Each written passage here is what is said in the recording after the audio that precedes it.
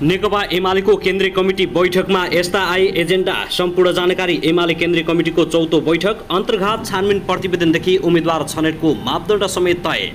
एमाले केन्द्रीय सदस्यमा मनोनित लिए शपथ। नागरिकता विधेयकलाई राष्ट्रपति समक्ष रोक्न दबाव। मस्यौदा बेचेरै वार्षिक 50 लाखको कारोबार गर्ने दम्पति पक्राउ हो। मेयर बालेन्द्र शाहले बिराएका छन्। महानगर आफूले तय गरेको विधि प्रक्रिया किन मिचे?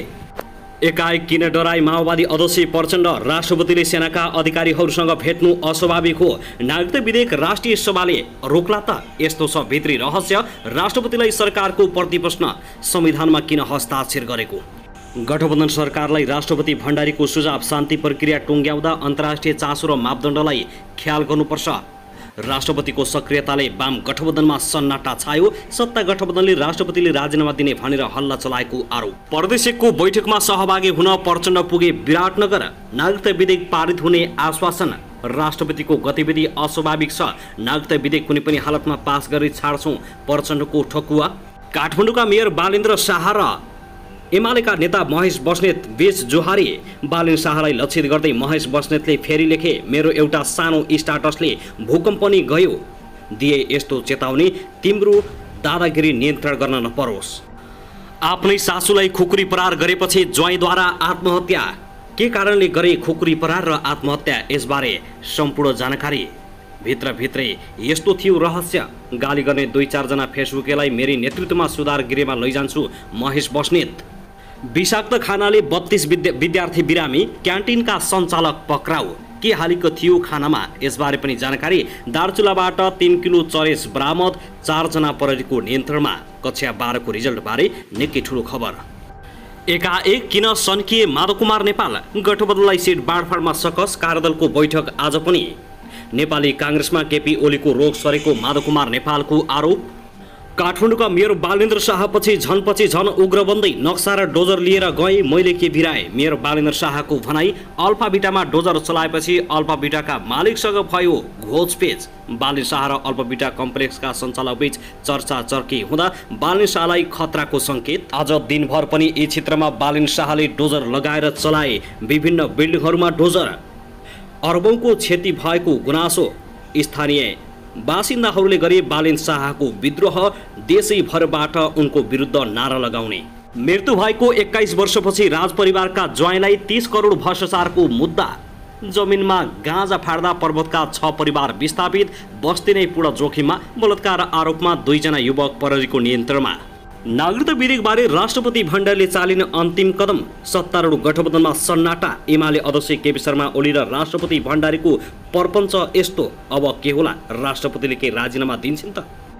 र तनहुँ कारागारबाट आयो यस्तो सन्देश। नायक तथा अभिनेता पल शाह 16 गते मात्रै छुट्ने। भदौ 16 गते नायक तथा अभिनेता पल शाहको पेशी तोकियो। त्यसै दिन रिहा हुने सङ्केत। अब हेर्नुहोस् पुरा समाचार।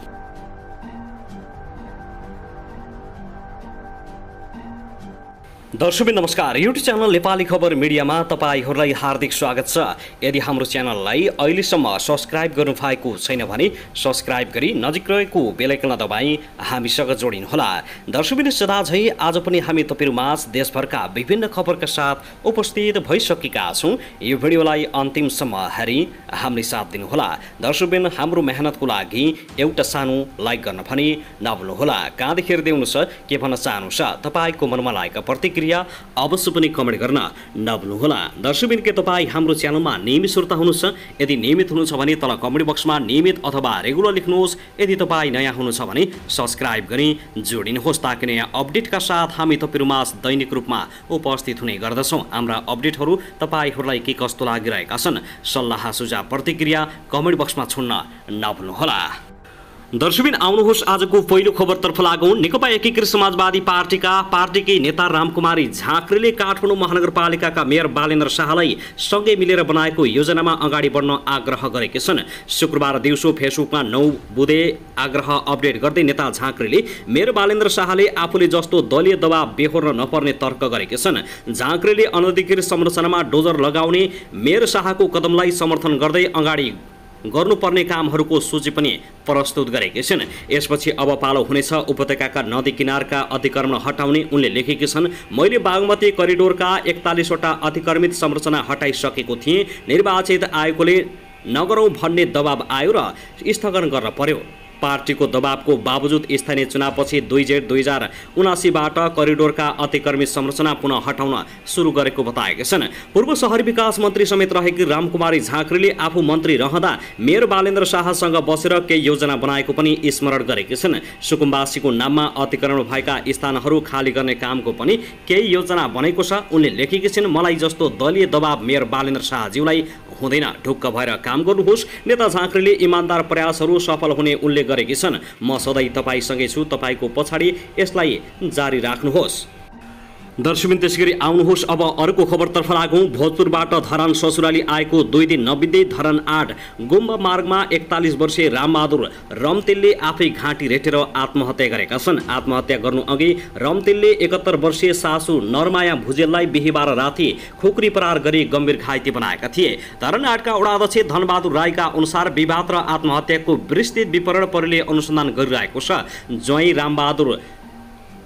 रामबहादुरले टाउकोमा खुकुरी प्रहार गरेपछि घाइते भएकी नरमायाले बीपी कोइराला स्वास्थ्य विज्ञान प्रतिष्ठान लगिएको थियो। प्रतिष्ठानले पनि उपचार गर्न नसकेपछि विराटनगरको एक अस्पतालमा रेफर गरेको वडा अध्यक्ष राईले जानकारी दिएका छन्। यता घाँटी रेटेका रामबहादुरको घटनास्थलमै मृत्यु भएको थियो। मृतक रामबहादुरको घर भोजपुरको पौवा दुम्बा गाउँपालिका 5 सानो दुम्बा रहेको प्रहरीले जनाएको छ। प्रहरीका अनुसार रामबहादुरको श्रीमती करिब 1.5 महिना अघि दुबईमा वैदेशिक रोजगारमा गएकी छन्। मृतक रामबहादुर 2 दिन अघि बाट धरान आएर धरान 13 स्थित भाडामा बसेका जेठा छोरासँग भेटघाट गरेर ससुराली पुगेका थिए। ससुराली पुगेको बेला सासूसँग वैदेशिक रोजगारीमा गएकी श्रीमतीसँग केही समयदेखि खटपट भइरहेको विषयमा सामान्य कुराकानी हुँदाहुँदै वृद्धक सासूलाई 81 खुकुरी प्रहार गरी आफूले आत्महत्या गरेको प्रहरीले जनाएको छ। त्यसैगरी आउनुहोस् अब अर्को खबरतर्फ लागौँ। नेकपा माओवादी केन्द्रका अध्यक्ष पुष्पकमल दाहाल प्रचण्डले राष्ट्रपति विद्यादेवी भण्डारीले सेनाका उच्च पदस्थलाई भेट्नु स्वाभाविक नदेखिएको बताएका छन्। विराटनगर विमानस्थलमा शुक्रबार पत्रकारसँग संक्षिप्त कुराकानी गर्दै अध्यक्ष दाहालले सेनासँगको छलफल र भेटघाट स्वाभाविक नदेखेको भए पनि भोलिका दिनमा यसले खासै गम्भीर स्थिति नल्याउने बताएका छन्। राष्ट्रपतिले सेनाका पूर्व उच्च पदस्थलाई भेट गरेको सम्बन्धमा उनले भने, अब यी कुराहरू स्वाभाविक पक्कै पनि देखिएका छैनन्, तर त्यसले गम्भीर सङ्कट ल्याउने स्थिति चाहिँ म देख्दिनँ। नागरिक विधेयक राष्ट्रिय सभाबाट सर्वसम्मत रूपमा पारित हुन्छ। राष्ट्रपतिले प्रमाणीकरण गर्नुहुनेछ। अध्यक्ष दाहालले आउँदो निर्वाचनमा दलीय गठबन्धन लचिलो जिम्मेवार र उदार भएर अगाडि बढ्नुपर्नेमा जोड दिएका छन्। उनले भने 165 निर्वाचन क्षेत्रमा मिलाएर गठबन्धनले काम गर्नेछ। यसका लागि कार्यदलले समेत काम गरिरहेको छ। जित्ने सम्भावना भएको स्थानमा काम हुँदैछ। निर्वाचनको लागि सिटका विषयमा उनले भने 15 गतेभित्र सबै कुरा टुङ्गाउनेछौँ। अहिले नै हार्ड एन्ड फास्ट हुँदैन।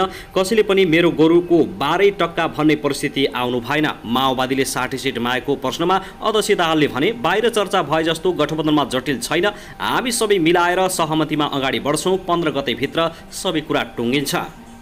दर्शकबिन त्यसैगरी आउनुहोस् अब अर्को खबरतर्फ लागौँ।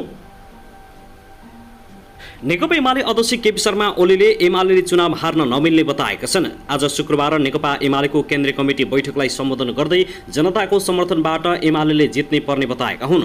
ओलीले भने, जनताको शक्ति सशक्त ढङ्गले अगाडि बढेको छ। जनताको समर्थनबाट जित्नैपर्छ। एमाले चुनाव हार्न मिल्दैन। इतिहासका निर्माता जनता हुन् भनेर बुझ्नुपर्ने ओलीको भनाइ छ। ओलीले भने, एमाले विजयको यात्रामा लम्किनुपर्छ। यस्तो बेलामा हाम्रो अगाडि सङ्घ र प्रदेशको निर्वाचन हुँदैछ। निर्वाचनलाई स्वतन्त्र निष्पक्ष बनाउन प्रभावकारी भूमिका खेल्नुपर्छ। ओलीले समृद्ध नेपाल सुखी नेपालीको यात्रा सफल बनाउन आवश्यक रहेको स्पष्ट पारेका छन्। उनले भने, जतिसुकै घेराबन्दी भए पनि हामीले चुनाव जित्नैपर्छ। 2 दिनसम्म चल्ने बैठकमा अध्यक्ष केपी शर्मा ओलीले राजनीतिक प्रतिवेदनमा उल्लेख भएका राष्ट्रिय राजनीति तथा अन्तर्राष्ट्रिय परिस्थिति र आगामी आम निर्वाचनका विषयमा निर्देशन दिएका छन्। केन्द्रीय कमिटीको बैठकमा प्रस्तुत हुने 11वटा एजेन्डा प्रस्तुत भएको छ। चुनावको तयारी, थपिएका 4 जना केन्द्रीय सदस्यको शपथ र कार्यविभाजन, सचिवालयले गरेका निर्णयहरूको अनुमोदन, उम्मेद्वार छनौट प्रक्रिया र मापदण्ड, स्थानीय चुनाव भएको अन्तर्घातबारे छानबिन गर्न बनेको कार्यदलको प्रतिवेदन पेश गर्ने पनि एजेन्डा रहेको छ। दर्शकबिन त्यसैगरी आउनुहोस् अब अर्को खबरतर्फ लागौँ। नेकपा एमालेका युवा नेता महेश बस्नेतले आफूले फेसबुकमा लेखेको सानो स्टाटसले नै भूकम्प गएको उल्लेख गर्दै काठमाडौँ महानगरका मेयर बालेन्द्र शाह लक्षित अर्को टिप्पणी गरेका छन्। उनले बालेनको नाम नलिएरै फेसबुकमा लेखेका छन्, कति कमजोर धरातलमा टिकेका रहेछौ, नव उद्धारवादी माओवादी र जस्तो लोकप्रियतावादी साथी हो। एउटा सानो स्टाटसले भूकम्पै गयो त। बस्नेतले यो स्टाटस कसैको नाम उल्लेख नगरेका भए पनि उनले काठमाडौँका मेयर बालेन्द्र शाहलाई लक्षित गरेका हुन् भन्ने बुझिन्छ। बिहिबार बस्नेत र शाहबीच काठमाडौँका अवैध संरचना हटाउने अभियानलाई लिएर फेसबुकमा भनाभन चलेको थियो। नयाँ बानेश्वर क्षेत्रको अल्फा बिटा कम्प्लेक्सले बनाएको अवैध संरचना महानगरले भत्काएपछि विवाद सुरु भएको हो। सो कम्प्लेक्सको अवैध संरचना भत्काएपछि बस्नेतले सामाजिक सञ्जाल मार्फत कम्प्लेक्सका सञ्चालक एमालेसँग नजिक भएकै कारण उनीमाथि प्रहार भएको हो कि भन्ने आशंका गरेका थिए। बालेन शाहले अल्फाबिटा कम्प्लेक्समाथि डोजर किन लगाएको 10 नक्सा पास अनुसार घर निर्माण नगरेको भएर 20 हामीसँग नजिक भएर या फोटो लिएको कारण। पहिलो कारण हो भने जायज होला, नाजायज भए पनि सम्बन्धित पीडितहरूले कानुनी उपचार खोज्लान् नै। दोस्रो कारण हुनु भने त हामी समेत मिलेर कसैको सङ्की र लहडी आतंक नियन्त्रण गर्न बाध्य हुनेछौँ। बस्नेतले चेतावनी स्वरूपमा बालेन शाहलाई धम्की दिएका छन्। बस्नेतले आतंक नियन्त्रण गर्न बाध्य हुने बताएपछि बालेन शाह पनि आक्रोशित भएका छन्। उनले तत्काल बस्नेतकै फेसबुक स्टाटसमा कमेन्ट गर्दै तपाईँको घरको नक्सा पास छ कि छैन भनेर सोधेका छन्। बालेनले कडा प्रतिप्रश्न गरेपछि बस्नेतले पनि मध्यराती फेसबुकबाटै जवाब दिएका हुन्। दर्शकबिन, त्यसगरी आउनुहोस् अब अर्को खबरतर्फ लागौँ। अमेरिकाको ग्रीन कार्डको सपना देखाएर ठगी गर्ने कार्यमा संलग्न 3 जनालाई परेले पक्राउ गरेको छ। काठमाडौँ उपत्यका अपराध अनुसन्धान कार्यालयको टोलीले सङ्खुवासभाबाट परिवन राई, नलपरासीका ओमकार गुप्ता र इलामका सञ्जय तामाङ रहेका छन्। उनीहरूले प्रेसिडेन्टल इमिग्रेसनको नाममा कार्यालय खोलेर ग्रीन कार्डको प्रलोभन देखाउँदै ठगी गर्ने गरेको खुल्नाएको छ। अनुमति बिना सञ्चालित कार्यालयमा पुग्नेलाई उनीहरूले जापान, क्यानाडा र अमेरिकाको ग्रीन कार्ड ग्यारेन्टीका साथ उपलब्ध गराउने भन्दै ठगी गर्ने गरेको खुलेको प्रहरी उपरीक्षक दुर्गाराज सुवेदीले जानकारी दिएका छन्। उनीहरूले अमेरिकी ग्रीन कार्डको प्रक्रियाका लागि 2 वर्ष समय लाग्ने र त्यसका लागि 50 लाखसम्म पैसा लाग्ने भनेर दर्जनौबाट मोटो रकम असुलेर करोडौँ ठगिसकेको पाइएको सुवेदीले बताएका छन्। उनीहरूमाथि थप अनुसन्धान भइरहेको प्रहरीले जनाएको छ। त्यसैगरी आउनुहोस् अब अर्को खबरतर्फ लागौँ। धरान उपमहानगरपालिकाका मेयर हर्क साम्पाङले जङ्गलमा पनि सीसीटीभी क्यामेरा राख्ने बताएका छन्। हिजो बिहिबार अपराह्न सामाजिक सञ्जाल फेसबुकमा लेख्दै उनले यस्तो बताएका हुन्। उनले सीसी क्यामेराको सहायताले नराम्रो काम गर्ने र अपराध गर्नेहरूलाई कारबाही चलाइने चेतावनी दिएका छन्। मेयर साम्पाङले अहिले बगर क्षेत्रहरूमा वृक्षारोपण गर्ने र लागु औषध विरुद्धको चेतना अभियान चलाइरहेका छन्। उनी फेसबुक स्टाटसमा लेख्छन्, अब हामी जङ्गलमा समेत सीसीटीभी क्यामेरा राख्नेछौँ, नराम्रो काम गर्ने र अपराध गर्नेहरूलाई कारबाही गर्नेछौँ। त्यसैगरी आउनुहोस् अब अर्को खबरतर्फ लागौँ। नेकपा एकीकृत समाजवादीका अध्यक्ष माधव कुमार नेपाल आगामी निर्वाचनमा प्रत्यक्षतर्फ 20 सिट जित्ने दावी गरेका छन्। बिहिबार पार्टी पुनर्गठन दिवसका अवसरमा आयोजित कार्यक्रमलाई सम्बोधन गर्दै गत स्थानीय तहको निर्वाचनमा आएको नतिजाप्रति गौरवबोध गर्नुपर्ने बताएका हुन्। निर्वाचन आयोगले पठाएको तथ्याङ्कमा पनि धेरै त्रुटिहरू छन्। हामीले मूल्याङ्कन के गरेका छौँ भने 27% उम्मेदवार खडा गर्दाखेरि हामीले 9,27,000 भोट पाएका छौँ। उनी भने यदि हामीले सबै ठाउँमा उम्मेदवार खडा गरेको भए 15 लाखदेखि 20 लाखसम्म भोट हामीले पाउने रहेछौँ। 15 देखि 20 लाख भोट हामीले पायौँ भने 15 देखि 20 वटा सिटलाई कसैले पनि रोक्न सक्दैन। 27% उम्मेदवार उठाउँदा 9 लाखभन्दा बढी भोट पाएको उल्लेख गर्दै उनले सबै ठाउँमा उम्मेदवार उठाएको भए 20 लाख भोट पाउने दावी गरेका छन्। उनले 20 लाख भोट पाए पार्टीको 20 सिटलाई कसैले रोक्न नसक्ने बताएका छन्। आगामी निर्वाचनमा समानुपातिक मतले पार्टीको हैसियत देखाउने भएकाले पार्टीको चुनाव चिन्ह प्रचार प्रसारमा लाग्न कार्यकर्तालाई निर्देशन दिएका छन्। उनले भने आउने चुनावको सन्दर्भमा समानुपातिक मतको आधारमा पनि हाम्रो पार्टीले आफ्नो हैसियत देखाउन सक्दछ। त्यसै हुनाले पार्टीको प्रचार गर्ने अभियानमा, पार्टीको निर्वाचन चिन्हको प्रचार गर्ने काममा अनि मतदातालाई प्रशिक्षित गर्ने काममा जुट्नुपर्ने आवश्यकता छ। यो कुरालाई सबैले ध्यानमा राख्नुहोस्। दर्शकबिन, त्यसैगरी आउनुहोस् अब अर्को खबरतर्फ लागौँ। अछाममा मानसिक सन्तुलन गुमाएकी सासूलाई कुट्ने 2 बुहारीलाई प्रहरीले पक्राउ गरेको छ। पञ्चदेवल विनायक नगरपालिका 6 की 50 वर्षीय जयसेरा नेपाललाई कुटपिट गरेको आरोपमा उनीहरूलाई पक्राउ गरिएको हो। प्रहरीले कुटपिट गर्ने बुहारीको नाम सार्वजनिक गरेको छैन। सासूमाथि अभद्र व्यवहार गर्दै कुटपिट गरेको भिडियो सामाजिक सञ्जालमा सार्वजनिक भएपछि घटनाको अनुसन्धान गर्न न्यौपानेका 2 बुहारीलाई पक्राउ गरिएको प्रहरी निरीक्षक कैलाश विष्टले जानकारी दिएका छन्। सार्वजनिक भएको भिडियोमा उनीहरूले न्यौपानेलाई यातना दिँदै लछार पछार गरेको देखिन्छ।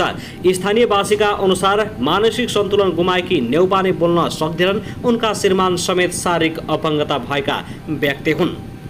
दर्शकबिन त्यसैगरी आउनुहोस् अब अर्को खबरतर्फ लागौँ। नेपाल नागरिकता ऐन 2063लाई संशोधन गर्न बनेको विधेयकमा सिर्जित विवादले राष्ट्रिय राजनीतिलाई गम्भीर मोडमा पुर्याएको छ। यसबाट सत्तारूढ गठबन्धन सदन र राष्ट्रपति बीच गम्भीर द्वन्द्व सिर्जना भएको छ भने राष्ट्रिय राजनीतिलाई नै तरङ्गित पार्ने अवस्था बनेको छ।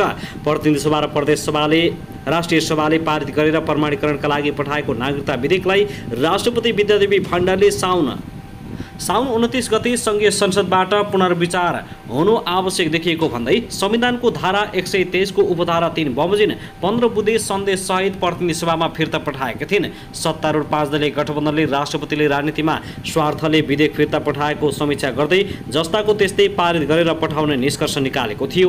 सोही अनुसार उक्त विधेयक फास्ट ट्र्याक मार्फत भदौ 2 गते नै प्रतिनिधि सभाले हुबहु पारित गरेर राष्ट्रिय सभामा पठाइसकेको छ। त्यहाँ पनि सत्तारूढ गठबन्धनकै बहुमत भएकाले पारित नहुने शंका छैन। नागरिकता विधेयक यदि राष्ट्रिय सभाबाट पनि जस्ताको त्यस्तै पारित भएर आएको खण्डमा राष्ट्रपतिसँग 2 वटा मात्रै विकल्प रहनेछन्। पहिलो संविधान बमोजिम विधेयकलाई प्रमाणीकरण गर्नुपर्ने, दोस्रो पदबाट राजीनामा दिएर हिँड्ने। आफूले फिर्ता पठाएको विधेयक जस्ताको त्यस्तै फेरि प्रमाणीकरणका लागि आए राष्ट्रपति विद्यादेवी भण्डारी गम्भीर कदम चाल्ने तयारीमा रहेको राष्ट्रपति निकट स्रोतले बताएको छ। त्यसैगरी आउनुहोस् अब अर्को खबरतर्फ लागौँ। क्रोएसिया पठाइदिने भन्दै ठगी गर्ने एकजनालाई नेपाल प्रहरीले पक्राउ गरेको छ। प्रहरीको काठमाडौँ उपत्यका अपराध अनुसन्धान कार्यालय मेन भवनबाट खटिएको प्रहरी टोलीले मोरङ विराटनगर महानगरपालिका 16 घर भई हाल काठमाडौँ महानगरपालिका 10 बानेश्वर बस्ने 26 वर्षीय उत्सव दाहाललाई हिजो बुधबार पक्राउ गरेको हो। पक्राउ परेका दाहालले वैदेशिक रोजगारीका लागि क्रोएसियाको कृषि फर्ममा मासिक 1 लाखसम्म तलब हुने भन्दै पीडितसँग 6,24,000 लिएर ठगी गरेको प्रहरी प्रधान कार्यालयले जनाएको छ। उनलाई आवश्यक अनुसन्धान एवं कारबाहीका लागि वैदेशिक रोजगार विभाग बुद्धनगर पठाइएको कार्यालयले जनाएको छ। सोही कार्यालयले बैंकिङ कसुर मुद्दामा फरार 2 जनालाई पक्राउ गरेको छ। उच्च अदालत पाटनको विभिन्न मितिमा भएको फैसलापछि फरार रुकुमपूर्वका 31 वर्षीय अर्जुन बुढाथोकी र मकवानपुरका 28 वर्षीय सन्तोष सापकोटालाई विभिन्न मितिमा पक्राउ गरी आज सार्वजनिक गरेको हो।